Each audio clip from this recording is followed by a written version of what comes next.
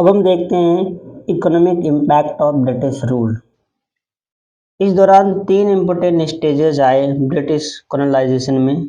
जब ब्रिटिश की colony India में बनने लग गई, वहाँ से और आज़ादी तक 3 फेजेज में इकोनॉमिक इम्पैक्ट चला। पहले फेजेस थे फेज 1, जिसको कहते हैं मर्केंटाइल फेज। 1757 से 1813 एडी के बीच का टाइम पीरियड रहा है। उसके बाद दूसरा स्टेज आता है इंडस्ट्रियल फेज, 1813 से 1858 एडी के बीच का टाइम पीरियड। और तीसरा आता है फाइनेंशियल फेज, 1858 से 1947 भारत की आज़ादी तक का टाइम पीरियड। इस टाइम में आप मेनली दो चीज़ें देखेंगे कि किस तरह से ड्रेन ऑफ वेल्थ होता है और लैंड रेवेन्यू सिस्टम में काफ़ी कुछ चेंजेस आते हैं, और ये चेंजेस अंग्रेज़ों को फ़ायदे में ले जाने की कोशिश होती है। तो वन बाय हम डिस्कस करते हैं कि सभी फेजेस में हुआ क्या था एक्चुअली। मर्केंटाइल फेज की बात करें, इसका टाइम पीरियड रहा है 1757 से 1813 के बीच का टाइम पीरियड। ये वह टाइम पीरियड है जहां पर ईस्ट इंडिया कंपनी सबसे पहले अपना पॉलिटिकल पावर का इस्तेमाल करके ट्रेड को मोनोपोलाइज करना चाहता था, ट्रेड पर एकाधिकार करना चाहता था, और ऐसा उसने किया और बंगाल के ट्रेडर को रिप्लेस कर दिया ब्रिटिश के ट्रेडर से। तो ऑलमोस्ट उसने इंडिया में ट्रेड को मोनोपोलाइज कर दिया, और यहाँ इंडिया में बनी हुई सामानों का एक्सपोर्ट होने लगा इंग्लैंड में। और जो भी एक्सपोर्ट होते थे इंग्लैंड में, उसको फाइनेंस करने के लिए बंगाल के रेवेन्यू का इस्तेमाल होता था। तो इस तरह से आपने देखा कि इस फेज में मोनोपोली हो जाती है ब्रिटिश की, और इंडियन प्रोडक्ट का एक्सपोर्ट किया जाता है ब्रिटिश में। फिर दूसरे फेज आते हैं इंडस्ट्रियल फेज, 1813 से 1858 के टाइम पीरियड में। ये वह टाइम होता है जहां पर इंडिया को एज ए मार्केट इस्तेमाल किया जाता है। ब्रिटिश गुड्स इंडिया में बेचे जाते हैं और इंडिया को एक्सप्लॉइट किया जाता है as a market for British goods. क्योंकि इस दौरान 1813 में ही एक एक्ट पास किया जाता है और उसमें one way trade for the British established होती है, और जिसका परिणाम ये होता है कि सिर्फ जो मशीन मेड और चिप प्रोडक्ट इंडिया के मार्केट में फ्लडेड कर दिए जाते हैं। मतलब ब्रिटिश से, चूँकि इंडस्ट्रियल रिवॉल्यूशन उस समय आ गए थे, तो ब्रिटिश में जो फिनिश्ड फूड थे वो बनते थे, रॉ मटेरियल्स इंडिया से ले जाया जाता था, और फिनिश्ड गुड्स को इंडिया में सस्ते दामों में बेचा जाता था। और इससे दो फायदे हुए कि इंडियन की जो बहुत सारी इकोनॉमी थी, जो पैसे थे वो इंग्लैंड में जाने लग गए, और साथ में इंडियन ट्रेडर को लॉस हुआ, क्योंकि उसका फॉरेन मार्केट तो ऑलरेडी लॉस्ट हो चुका है। इसके अलावा होम मार्केट भी लॉस्ट हो चुका है, क्योंकि यहाँ पर मशीन मेड और चीफ प्रोडक्ट मार्केट में आने लग गए, और साथ में इंडियन रॉ मटेरियल के लिए मजबूर थे एक्सपोर्ट करने के लिए और फिनिश गुड्स को इंपोर्ट करने के लिए। इन सबों के अलावा जब भी कोई इंडियन ट्रेडर्स इंग्लैंड में सामान को बेचने के लिए जाता था, तो उसे डिस्करेज करने के लिए हाईवी इंपोर्ट ड्यूटी लगाते थे इंडियन प्रोडक्ट पर इंग्लैंड में, ताकि मार्केट में उसकी सामान की वैल्यू ना रहे, मतलब महंगा जाए ताकि कोई खरीद ना पाए। तो इस तरह से हमने इंडस्ट्रियल फेज को डिस्कस कर लिया। फिर तीसरा फेज आता है फाइनेंशियल फेज, 1858 से 1947 एडी के बीच में। एक्चुअली में जब 1857 का रिवॉल्ट होता है तो काफ़ी चीज़ें परिवर्तित होती हैं, और इस टाइम पीरियड में ब्रिटिश ने अपना पोजीशन इंडिया में कंसोलिडेट कर लेता है, और इंडिया को मार्केट तो बनाता ही है, जो भी मैन्युफैक्चर करते हैं उसका मार्केट तो बनाता ही है। साथ में इंडिया रॉ मटेरियल का सप्लायर भी होता है, और अब सामान इंडिया में ही बनने लग गए हैं। मतलब अब रॉ मटेरियल्स और फिनिश्ड गुड्स दोनों इंडिया का इस्तेमाल करेंगे, इंडस्ट्री इंडिया में ही लगाएंगे और इंडिया में बेचेंगे। तो यहाँ पर इसके लिए बहुत सारे इंडस्ट्री लगाने पड़े, जैसे इंट्रोडक्शन ऑफ रेलवे आया 1853 में, फिर पोस्ट एंड टेलीग्राफ का इंट्रोडक्शन भी हुआ 1853 में, बैंकिंग सिस्टम प्रारंभ किए गए, और इस संदर्भ में अवध कमर्शियल बैंक 1881 में लाया गया। और इंडिया में हैवी ब्रिटिश इन्वेस्टमेंट की गए, और ये सारे के सारे इंडियन के पैसे से ही थे। और इस तरीके से इंडस्ट्री एग्जिस्टेंस में आता है, बहुत सारे इंडस्ट्री, और इन्हीं में एक इंडस्ट्री है टाटा आयरन एंड स्टील, जो 1907 में स्थापित की गई थी। तो फाइनेंशियल फेज में सिंपल सी बात यह है कि इंडस्ट्री यहीं लगेंगे, यहाँ का रॉ मटेरियल्स होगा और इंडिया में ही उसको बेचे जाएंगे, और यहाँ जो पैसे मिलेंगे वो इंग्लैंड के पास जाएगा। तो इन सबों में एक्चुअली में ड्रेन ऑफ वेल्थ हो रहे थे, मतलब धन निकासी हो रहा था, इंडिया से धन इंग्लैंड की ओर शिफ्ट हो रहे थे। इस इस चीज़ों को हाईलाइट करता है दादा साहेब नौरोजी ने अपनी किताब में।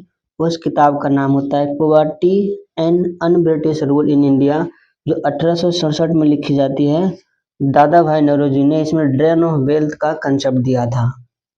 आर.सी. दत्ता ने भी अपनी किताब इकोनॉमिक हिस्ट्री ऑफ इंडिया, जो 1901 में आई थी, उसमें उसने बताया कि किस तरह से ब्रिटिश पॉलिसी इंडियन इकोनॉमी के बीमारी का कारण बना, किस तरह इंडियन इकोनॉमी जो ध्वस्त हो गया उसका मेन वजह ब्रिटिश की पॉलिसी रही। ड्रेन ऑफ वेल्थ थ्योरी का मतलब ये होता है कि जो नेशनल प्रोडक्ट इंडिया का है उसका कुछ हिस्सा जो लोगों के कंजप्शन के लिए होनी चाहिए थी वो अवेलेबल नहीं है, वो कहीं न कहीं दूसरे जगह चला गया। इनफैक्ट यहाँ पर इंग्लैंड जा रहा है। That is why it is called drain of wealth.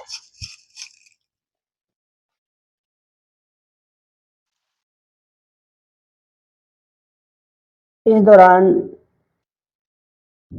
जो गुड्स परचेज किए जाते थे बंगाल के रेवेन्यू से, और उसको एक्सपोर्ट किया जाता था, और इसी को वो लोग इन्वेस्टमेंट कहते थे। इस तरह से इंडियन मार्केट तो लॉस्ट हुआ ही, और साथ में इंडियन ट्रेडर काफ़ी प्रॉब्लम में आए। इंडियन के जो खजाने थे वो खाली होने लग गए।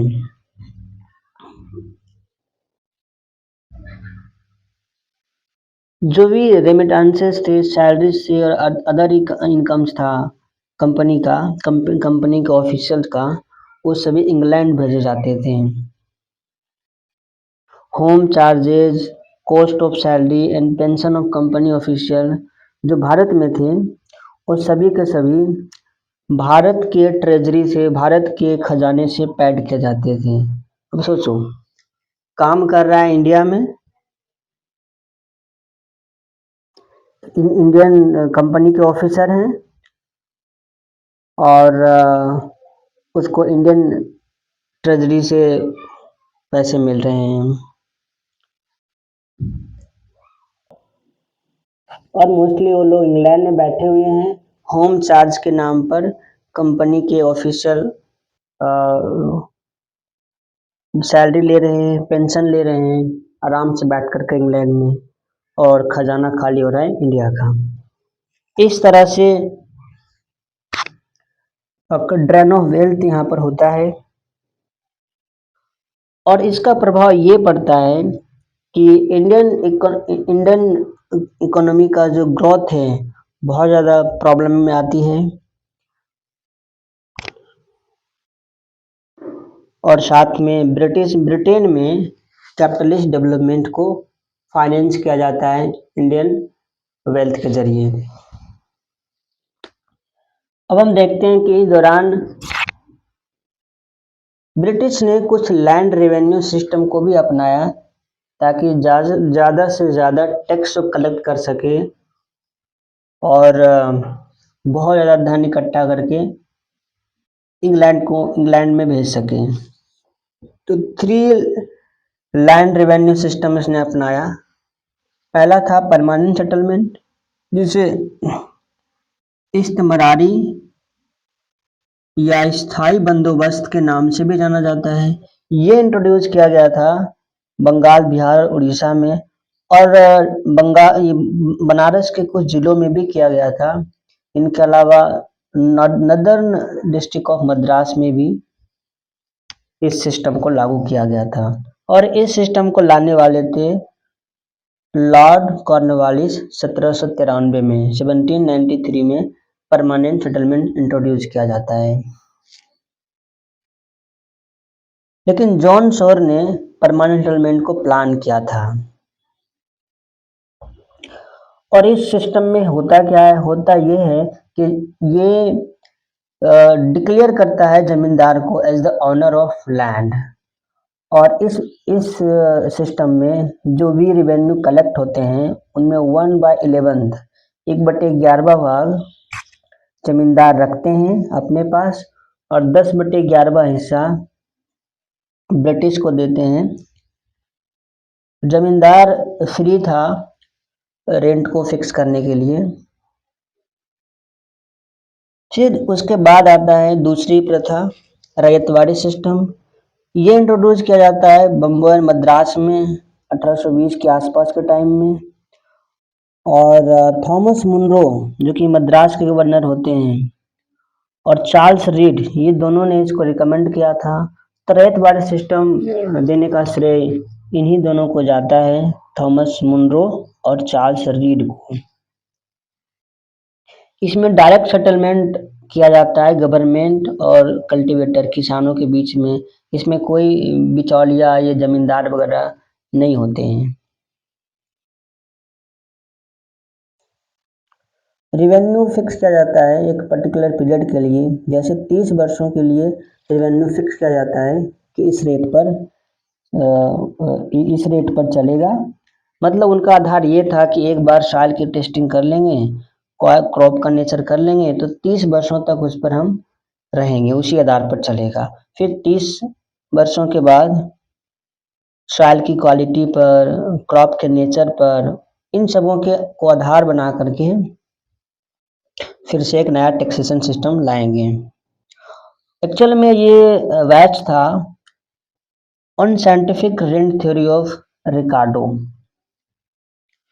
और जब ऐसा सिस्टम इंट्रोड्यूस किया गया था तो कल्टीवेटर का पोजीशन सिक्योर तो हुआ, क्योंकि उसके हाथों में उसका अपन ज़मीन है, लेकिन सिस्टम इतना रिजिड था कि रेवेन्यू कलेक्शन का सिस्टम इतना रिजिड था कि मजबूरी में धीरे धीरे किसान लोग मनी लेंडर के चंगुल में फंसते चले गए, क्योंकि उन्हें एक पर्टिकुलर टाइम में उसको जमा करना होता था रेंट को।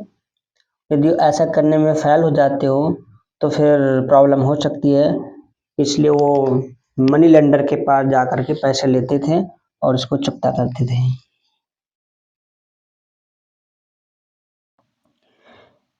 इन सबों के अलावा गवर्नमेंट खुद एक बड़ा सा जमींदार बन गया, क्योंकि इसमें खुद कलेक्शन कर रहा है किसानों से,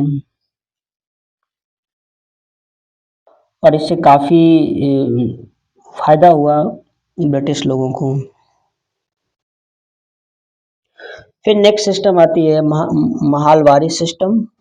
महालवारी सिस्टम ये जमींदारी सिस्टम का थोड़ा सा मॉडिफाइड वर्जन है, जिसको इंट्रोड्यूस किया गया था Ganga valley north west frontier province में, साथ में सेंट्रल इंडिया के कुछ हिस्सों में और पंजाब वाले रीजन में। रिवेन्यू सेटलमेंट यहाँ पर किए जाते थे एक गांव के जरिए। मतलब अब किसानों के पास नहीं जाएंगे, बल्कि एक गांव की जिम्मेदारी होगा कि इकट्ठा करें रेंट को, टैक्स को, और वो सरकार, जो ब्रिटिश सरकार होगी, वो गांव से कलेक्ट करेगी, एक महाल से कलेक्ट करेगी।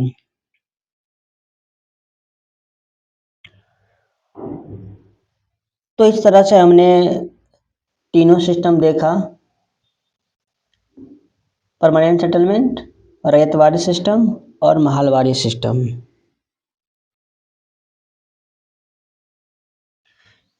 इन सबों का काफी नकारात्मक प्रभाव भी इंडिया पर पड़ता है।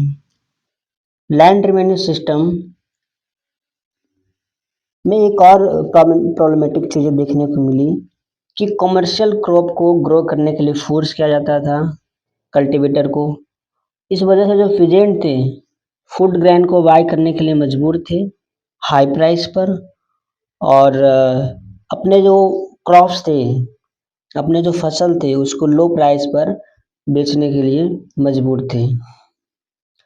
तो बहुत प्रॉब्लमेटिक सिचुएशन वहाँ पर आया, और इस तरह से काफ़ी धन इकट्ठा करता है, इस तरह से शोषण करता है इकोनॉमिकली इंडियन पीजेंट को। अब साहब इतने सारे जो शोषण हो रहा है इंडियन का, तो रिवोल्ट तो होगा ही। तो नेक्स्ट हम देखेंगे रिवोल्ट।